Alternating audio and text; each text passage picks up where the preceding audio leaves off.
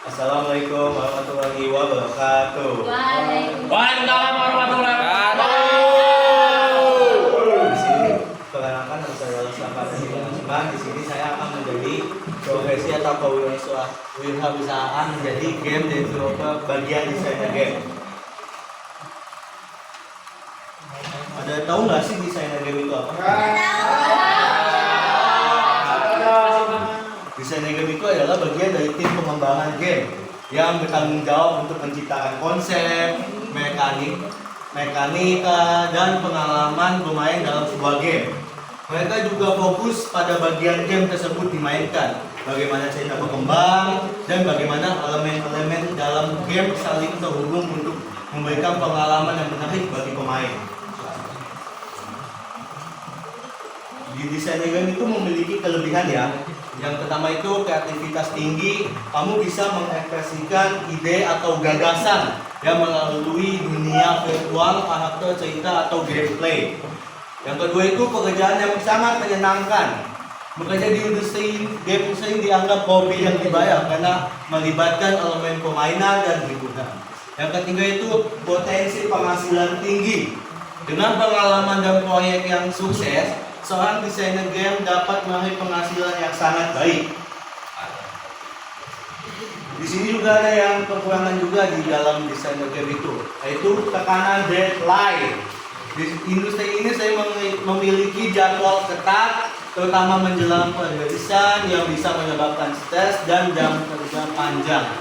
Yang kedua itu feedback yang kritis. Tidak semua orang yang akan menyukai hasil kerja kamu. Dan juga kritik dari pemain atau komunitas game yang bisa sangat keras. Yang ketiga itu pembelajaran terus-menerus. Industri ini berubah dengan cepat. Jadi kamu harus terus mengikuti tren dan teknologi baru agar relevan. Ini adalah ciri-ciri desainer game itu: satu, kreativitas dan imajinatif, mampu menciptakan ide-ide. Yang kedua itu kemampuan storytelling yang baik, memahami cara membangun alur cerita yang menarik dan emosional.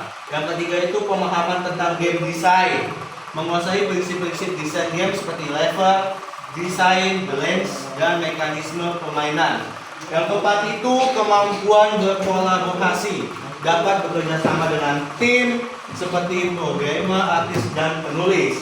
Yang kelima itu fokus pada detail, memastikan bahwa setiap elemen dalam game sesuai dalam konsep keseluruhannya. Alasan saya menjadi desainer game itu adalah karena saya memiliki kecintaan yang sangat mendalam terhadap dunia games. Dan ini menciptakan pengalaman bermain yang unik dan menyenangkan bagi banyak orang. Menjadi desainer game kemungkinan saya untuk mengekspresikan kreativitas dalam merancang mekanika permainan, cerita, dan karakter. Saya juga ingin berkontribusi dalam industri yang terus berkembang dengan teknologi baru seperti AI. Kesimpulannya, desainer game adalah peran yang sangat penting dalam pengembangan sebuah game. Mereka juga bertanggung jawab untuk menciptakan konsep, mekanisme, dan pengalaman bermain yang menarik. Dengan kreativitas, pemahaman teknologi, serta kemampuan storytelling, untuk menjadi desainer game yang sukses dibutuhkan keterampilan kolaborasi, kemampuan memecahkan masalah, serta kepekaan terhadap kebutuhan pemain dan tren industri. Oke, ada yang... Saya. Oke. Iya. Saya mau nanya, kan kalau misalkan buat desain game itu kita buat untuk game kita sendiri atau bisa buka jasa ke orang lain? Bisa ya buat jasa ke orang lain. Nah ini tunggu, nah itu misalkan kan kita mau buka jasa nih kalau Iya. lain ada yang order, nah itu bayarannya kira-kira berapa? Bisa 5 jutaan ke atas atau bisa hampir ke 20 jutaan. Aku. Siapa?